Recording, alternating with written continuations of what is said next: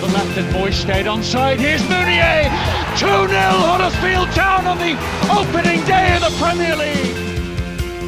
De Poitras forward. De Poitras got the better. Yes! And Laurent De Poitras scores. Laurent De Poitras scores. It's in the box. It's in there. It's in there. It's there. It's on the run. It's in there. The King of Huddersfield. Hello and welcome to the Drive-In. It's a new season with new hopes, new dreams and new themes as we preview the first game of the season. So it's Matt here as your host, and today we've upgraded our carnivorous offerings and brought back the meat-eating, heavily bespectacled wearing, candy floss-haired Joel Granger. So how are you doing, Joel? Looking forward to the new season? Yeah, not as optimistic as the past 2 years, but we're here again and there's some slight optimism brewing, I have to say. Maybe that's a good thing, Joel. Maybe it's a good thing. Low base, low expectation. It's when you go watch a film, isn't it? If someone tells you it's rubbish, you go in with low expectations and usually enjoy it. But if someone tells you it's amazing, you go in with like high expectations, and then if it's not quite that, you feel underwhelmed. So maybe that's a terrible or perfect analogy for this season. We'll see. Right, ready for the opposition? Let's go. We don't have a Wimbledon fan to get the lowdown from, so it's going to be up to Joel to fill in the spaces. So, AFC Wimbledon holds the record for the longest unbeaten league run in English senior football history, going 78 matches without defeats from February 2003 to November 2004. The club was founded in 2002 from the ashes of the old club's move to Milton Keynes. Wimbledon fought their way up the leagues like the Crazy Gang did in the 1980s, much to every football fan's eternal happiness. The combined counties champions in 2004, the Isthmian League One champions in 2005, the Isthmian League playoff winners in 2006, Conference South champions 2009, and Conference playoff winners 2011. It's the new club's second spell in League One. Nicknamed the Wombles or the Dons, this is the third meeting between the clubs. Something to set your mind at ease is that Huddersfield Town have yet to lose to the new incarnation. Players to have played for both clubs include Michael Collins, Jack the Terrible Trousers Rodoni, Nick Zanev, Owen Goodman, and Kyle Hudlin. But let's hear more about AFC Wimbledon of now. So, Joel, you can fill in everybody on what they need to know about our opponents going into this weekend. Right, mixed bunch of players, wasn't there, Matt? Kyle Hudlin, Jack Rodoni, Owen Goodman, some names. But yeah, Wimbledon obviously ended last season absolutely terribly. They won just 1 in 11 games. There was 9 defeats in those 11. They picked up just 4 points. It was a really terrible loss. And kind of if the season had started at Christmas, they would have been right battling in the relegation zone. And they've, had a mixed pre-season, I'd say. There was a good win versus a solid, strong Charlton opposition and a draw against Norwich, which isn't to be sniffed at. There was a loss to Wealdstone in there, but that was quite early on in pre-season. And come on, it's pre-season. We all have some embarrassing defeats in pre-season. So in terms of signings, obviously Wimbledon are a fan-owned club and there is only so far a budget goes at this level. So they've taken Zach Nelson from Luton Town. I think that's quite a nice signing. He can operate at wing-back, on the wing, in midfield. He's quite young still and has quite a lot of potential. He made his debut as a kid pretty much for Luton, in the Premier League. And yeah, I think he's a tidy little player. They've brought in Dan Sweeney from Stevenage. He's a proper defender. He'll head absolutely anything. And obviously coming from Stevenage, he's going to be used to sort of sitting in and being nasty. A signing which quite excites me possibly is Ollie Harrison, who comes in from Chelsea. He comes in with some good reviews and has a lot of quality on the ball. I'm not sure we'll see him against Town. He's not the most robust player, and I think they might go, looking a bit ahead, they might go for a bit more of a nasty 11. But I won't be surprised if he comes into the side and plays quite well against certain sides this year. And then up front, they've brought in Jayden Stockley. He is just a bastard of a striker, isn't he? He's going to throw elbows, win headers, and really kind of open up space for Wimbledon on the attack. So, in terms of the 11, I think we're looking at Nathan Bishop in goal. I think it was McDonnell started against us on the final day of last season, but Nathan Bishop's the number one. The one they're hoping to develop and sell on. So I expect he'll be in between the sticks. And then a back three of Ogundere, Sweeney and Johnson. There's so much height in there, so much physicality. I think you can sort of see the approach that they're going to take just from that back three. I don't expect that back three to look any different on Saturday. At right wing back, James Tilley, another summer signing, making his return to Wimbledon following 1 year at Wickham. He knows Johnny Jackson, he knows the club, he knows the system. He's a lock-in at right wing back. And then the midfield was a little bit more of a difficult kind of choice, but I'm expecting they'll go with experience and physicality. So I've got Alistair Smith, who played practically every minute for them last year. And then just sitting in behind him, I've gone for Reeves. I don't think Reeves played in the cup match last weekend, but I think he'll come into the side. He's 33. I'm pretty sure he's captained them at some point if he's not still the captain. And, he's going to play ahead of a 19-year-old Chelsea loanee or any other option, isn't he, away at, club like Town, not to get too big-headed. And then Miles Hippolyte will partner him in midfield. He's physical, fast, a bully. Steve Seddon on the left wing, at left wing back, 8 assists last season, wand of a left foot. He'll bomb up and down and cause Town all sorts of problems. And then up front, I think Jayden Stockley will start. As I said, nasty. He's there to open up the space. I think we should rename him Jayden the Bastard. I think that's a really good name for him. I think we'll take that into Sunday. Partner, Marcus Brown, who is, absolutely rapid and scored 12 goals for Wimbledon last season. So he's the man that they'll be looking for to win the game. I think they'll look to play on the counter, be a big threat from set plays. Obviously, I'm pretty sure they scored 2 set plays against us last time, didn't they, when we were terrible at defending? But when they played at the Accu last year, we put out a really small team and we were not set up to defend against set pieces. I expect it will be a little bit different this time around. But yeah, that's enough about Wimbledon. I think what we'll do throughout the course of the season is track our pre-season predictions as well, Joel. So I had Wimbledon finishing rock bottom in my 1 to 24s, and the more of I did my 1 to 24s in a real rush. I was sat on a grass banking. Charlie was playing football behind me, football training, and I kind of went through them all, and I kind of went 1 to 24. And I had an idea of some teams in my head, but some teams I wasn't sure about. I looked at Wimbledon's form going into the season, and I thought, you know what, second season syndrome. They've tailed off. They'll probably finish bottom next year. And the more I kind of look at the team and the balance of it, I actually think, do you know what? It's not that bad, really, when you look at the first 11. So tracking our predictions, I've predicted 24th. Well, I'll have to stick by that one because I've said it on the podcast. Dave Hartrick had them 23rd. Killer's got them staying up in 20th. You, I think, had them in the bottom 4 as well, didn't you, Joel? Yeah, I had them 24th as well, to be honest with you, Matt. I think, as I kind of mentioned at the start there, being fan-owned, there's just not the money there to kind of bring in the level of player that's required at this level. And I think Wimbledon got promoted by being really good defensively, didn't they? With Owen Goodman in net, Joe Lewis at the back, Ryan Johnson, just power and physicality. And they only conceded 30-something goals, didn't they? But last year, kind of all the underlying numbers suggested that they were a bottom 3 team. Defensively, I think they were 22nd for XG, 22nd for shots against. So really kind of when they took that step up, the defence just couldn't handle it. And, to be honest, I think if they didn't start so well, they would have been going down, wouldn't they? So I think without some drastic improvements being made to that defence, which they're not going to be able to do because of the budget, I just think they'll concede too many goals and not be able to win enough games, yeah. Well, maybe we'll track our predictions throughout the season. It's probably not the best time to start that, considering that we haven't even played a game yet, apart from the League Cup, which they won on penalties, I think, against Newport, didn't they? So, all the talk this summer, Joel, on the Andy Takes That Chance Discord, which is available to Patreon and YouTube members like Joel. It wasn't who would replace Lee Nichols, Cameron Humphreys. It wasn't about the new hotel, potentially at the north end of the ground. The hot topic on the Discord was what is going to replace pitch geography. And I'm sorry, but sometimes you should be really, really careful what you ask for. Squad selector! Stopper, hyper, that's what we make ya. Hey, hey. Time to mash up the speaker. Yeah. Big head Matt and the meat dodger. Squad selector! Making moves, yeah, on the tactics board. 2 CDMs, yeah, real hardcore. 2 up front to 4 at the back, that's where I was at. You know that Suki loves it like that. With Martin Drury all over ya. Big hair, it's all up to you. When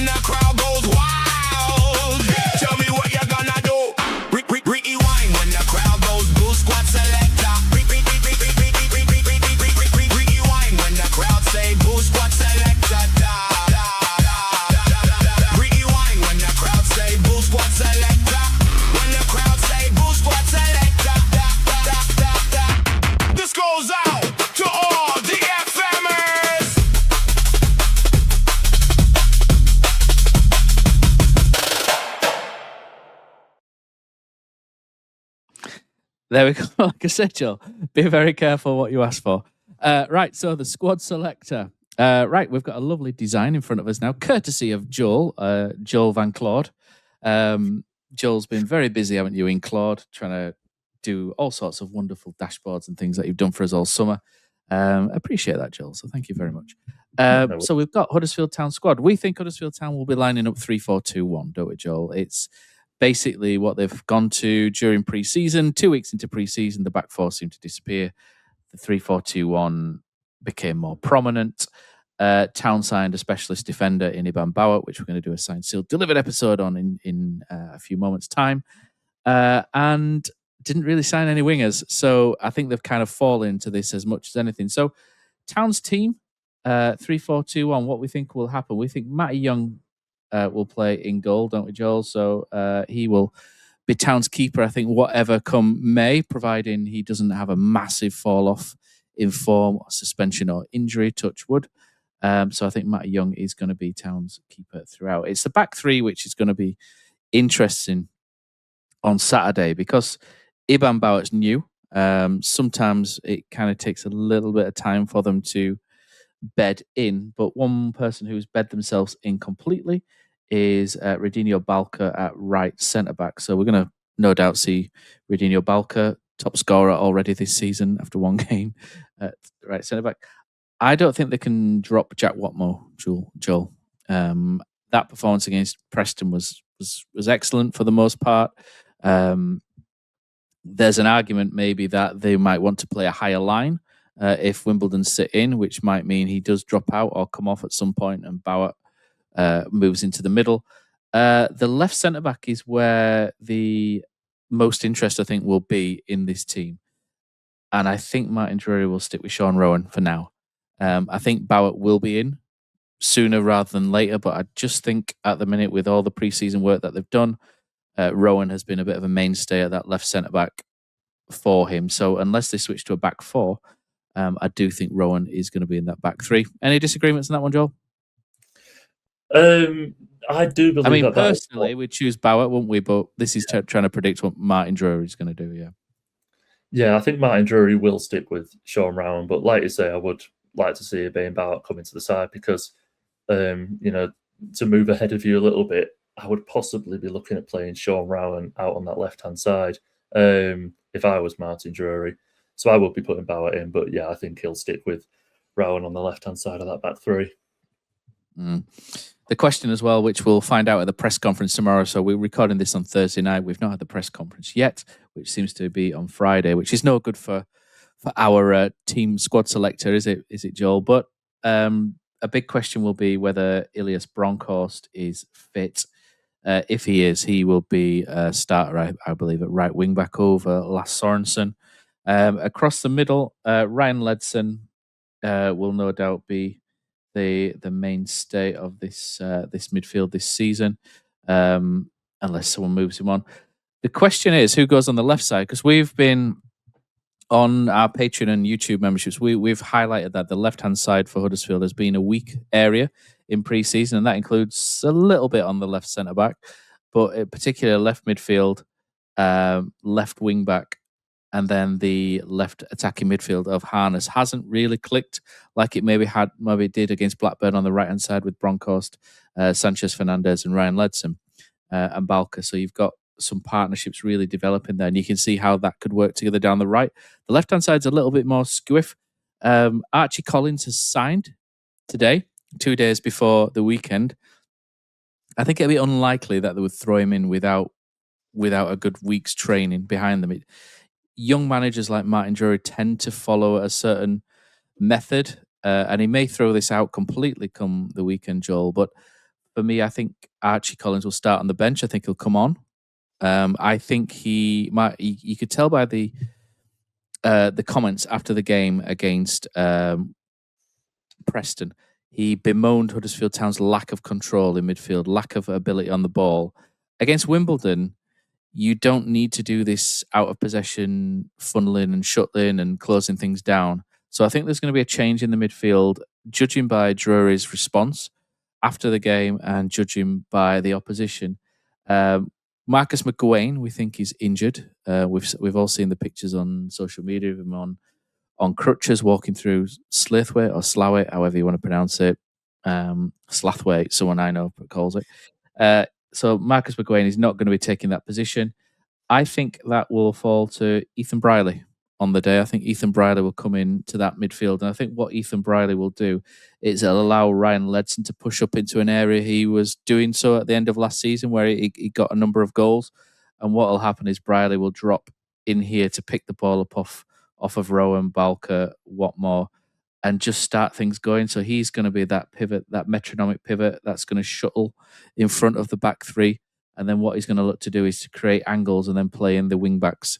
Who that other wing back will be, we'll talk about in a minute. But Ryan Ledson will then come up into the middle, thus splitting the two number 10s. Kasumi was doing that against Blackburn. He was pushing right up against Blackburn in that friendly. And what we kind of saw was the wing backs would push up into this kind of 2-3-5 sort of system whereby you do get one of the centre backs will kind of push in, or maybe both at some point.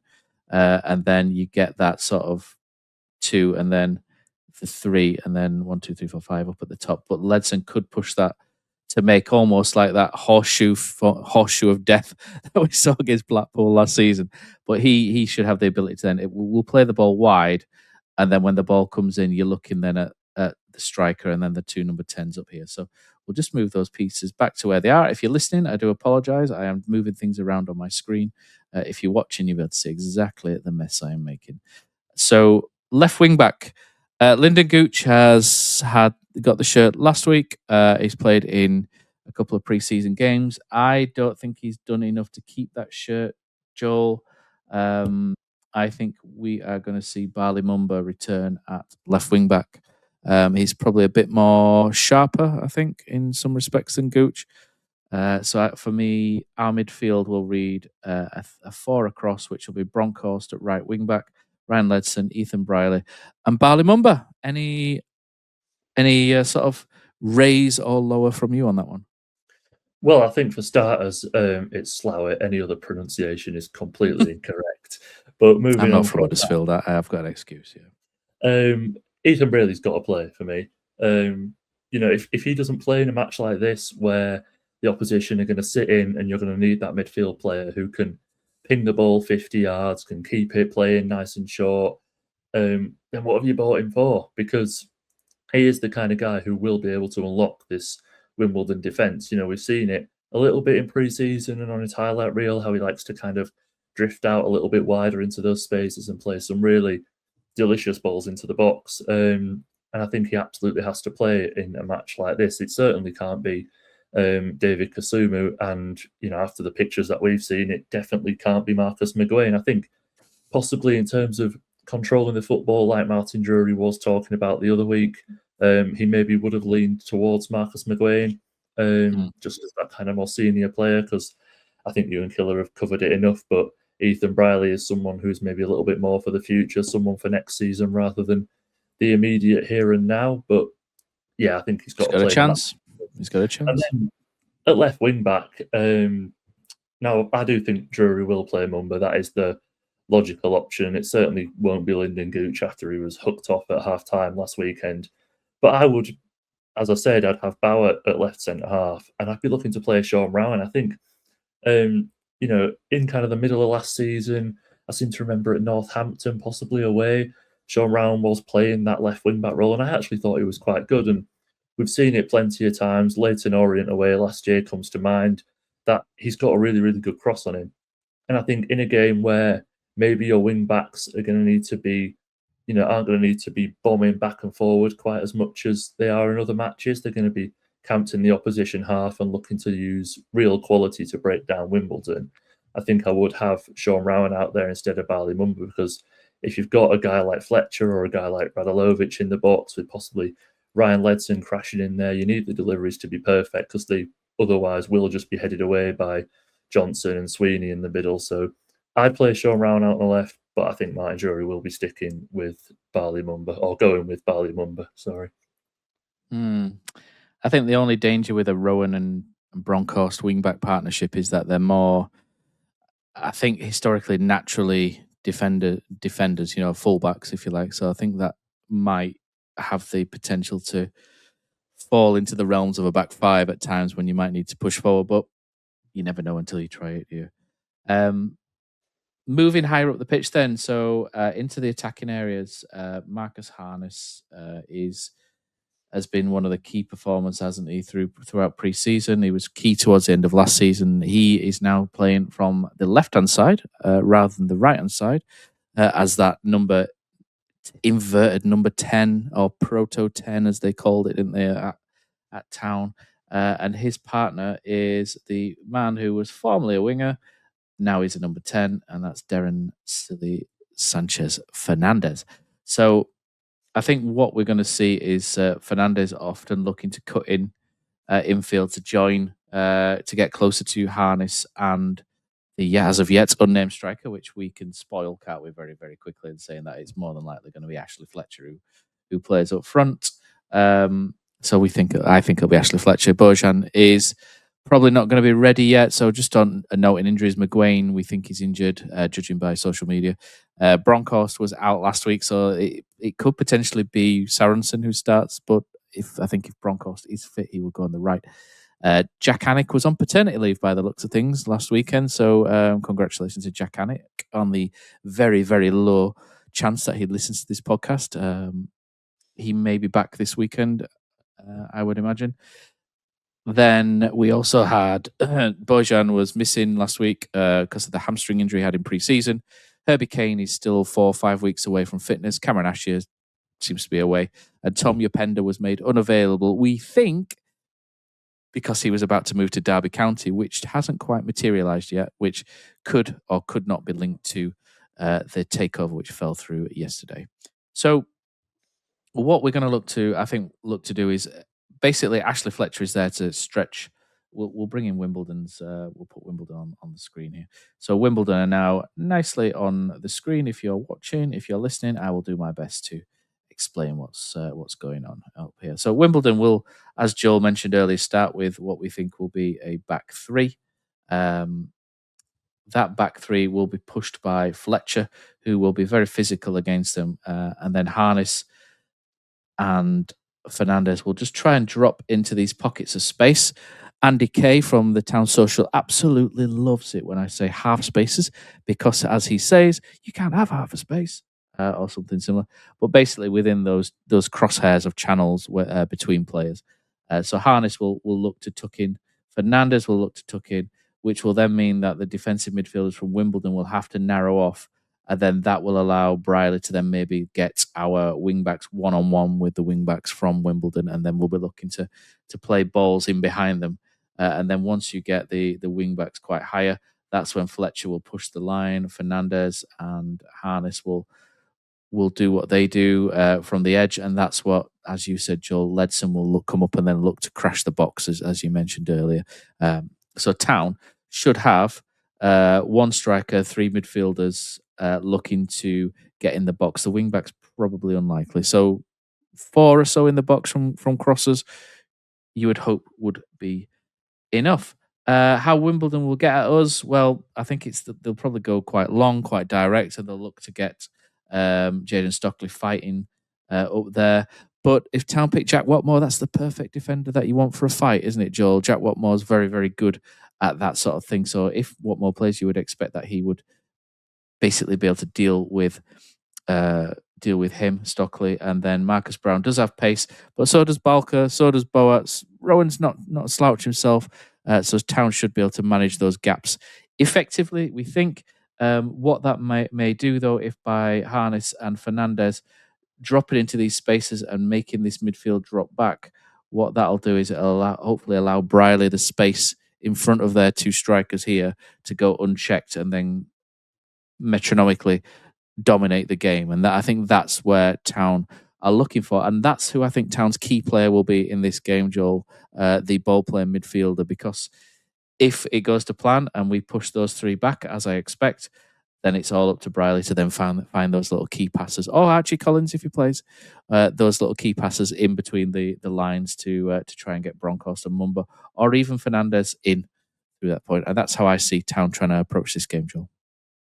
Yeah, I think for us, the priority has got to be getting as many men into the penalty area as we can when we get in a sort of crossing position, because for me, Harness and Fernandez, their natural game isn't to kind of get right up alongside and support the striker. Like you say, they kind of want to be in those half spaces and in and around the edge of the penalty area and kind of have players running beyond them, creating a bit of space so that they can shoot or maybe slide a ball through. And I worry potentially a little bit the fact that Wimbledon do have three absolutely massive centre halves, and we at points might kind of only really have Ashley Fletcher and potentially Ryan Ledson steaming into the penalty area. And you can look at the final day of last season and sort of say, oh, well, we managed to put four past them last year with, I think Alfie May was playing up front, wasn't he, by himself? But Wimbledon were at the beach at that point, and by the looks of it, they were on the piss. Never mind on the beach. They had pina coladas in hand, didn't they? They were proper party mode. Them. They were experimenting, I think, with some sort of high line. I don't expect that they'll be coming to the Accu and playing a high line, so we can write that one off. I think you've got to look at the time last year when they came to our place and we drew 3-3, and we did struggle to break them down at points. Cameron Asher had a good game, I seem to remember. He caused them quite a few problems with his direct running. If we can get Fernandez onto the ball and running at some defenders, if we can try and catch them in transition, I think that might be a good outlet for Town. But I think for a certain portion of our fan base, it could be a frustrating afternoon with quite a lot of sideways, backwards passing, keeping hold of the ball, looking for a way to break Wimbledon down. Going into the predictions then, Joel, what have you got for this game? It's the first game of the season, isn't it? So you've got to just be a little bit blindly optimistic. I fancy Town to win this relatively comfortably, 2-3-0 for me. I think we'll create multiple chances. If this is the lineup, I think Ethan Briley will have a good game. I think Fernandez will have a good game, and I do think we'll create a lot of chances. I don't think we'll put them all away because it never works like that, does it? But I think we'll win fairly comfortably. I'm going to go 3-0 with goals from Fletcher, Fernandez, and Jack Watmore. That's very brave, is that, Joel? I've got 2-0. I think we'll be a little bit flat at points, like you've described there. I think there'll be a few moments where we're a little bit but I do think we'll get the job done. I think Wimbledon will be far more awkward than what they were at the end of last season, which might frustrate the crowd at certain points. I think that's always a good tactic for someone like Wimbledon when you come to Huddersfield. Just get the crowd annoyed by sitting deep and frustrating us. But I do think if eventually a Briley or a Collins will take the game by the scruff of the neck and start to dictate, and I think Town will win 2-0. And I've got a goal from Ashley Fletcher and Joe Taylor off the bench, and that'll be the first time we've seen Taylor Fletcher score at this football club since Gary Taylor Fletcher back in about 2008. So little quirks that you look for. So that's it from me, Joel. Final message for us. So thanks to everybody for watching. The driving will probably take a different shape as we go on throughout the season. Killer's on holiday, isn't he, with his 14 children and 7 wives or whatever he's got. If his wife does listen, he doesn't really. He only has one. But he's away. But he should be back for Sunday for the main pod, where we will talk about how this game went. So just a final plug for sign up for our Patreon. We've got 2 layers. We've got a free layer where you get all the articles that we do for free and notifications of when the latest podcasts are out, or for the little extras that we do, the Signed Sealed Delivered, the midweek games. That's on Patreon, or you can now sign up to our YouTube membership scheme, where we've actually just moved the Patreon stuff over to YouTube as well, because YouTube have opened the door to allow that. So thank you everybody who has signed up, and always for your support. It does to us, and it helps be able to buy like little microphones like this that we've got here, and little bits and that to make us feel a little bit more professional. So thanks everyone. Hopefully a win this weekend. Fingers crossed. Up the Town. Squad selector. Stopper, hyper, that's what we make ya. Hey, time to mash up the speaker. Big head Matt and the meat dodger.